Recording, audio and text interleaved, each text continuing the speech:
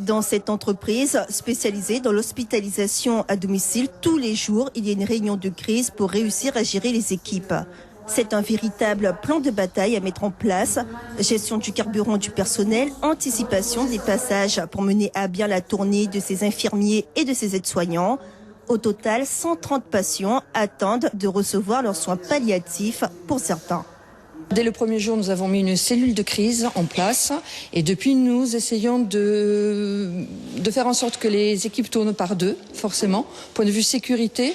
Et nous avons envoyé du matériel et des personnels derrière les barrages de façon à pouvoir assurer les soins aussi bien sur Macouria que sur Matiti. Enfin, nous allons assez loin.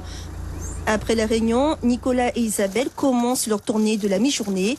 Pour les premiers patients, tout va bien. Il n'y a pas de barrage à franchir.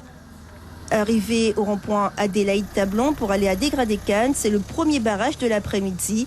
Passeront-ils ou pas? C'est difficile, mais pas impossible. Monsieur, on est infirmier pour le HAD. Est-ce qu'on pourrait passer? Il n'y a pas de problème. Il n'y a pas de problème. Non.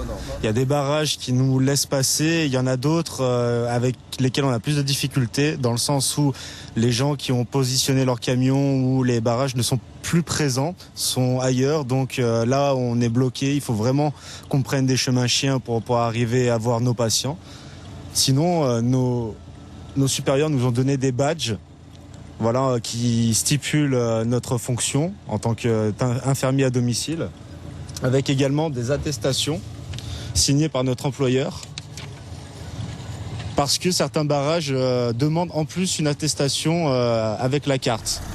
Nicolas franchit un barrage, mais pour sortir du rond-point, il y a différents interlocuteurs et la situation se complique légèrement.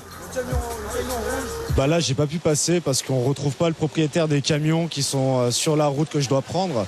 Du coup, je vais devoir prendre un autre chemin qui va me rallonger mon temps de route et qui va me rallonger ma tournée au final.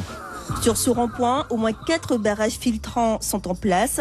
Les consignes sont claires, les scooters peuvent passer si le moteur est éteint. Et pour les voitures, les accès sont strictement réglementés.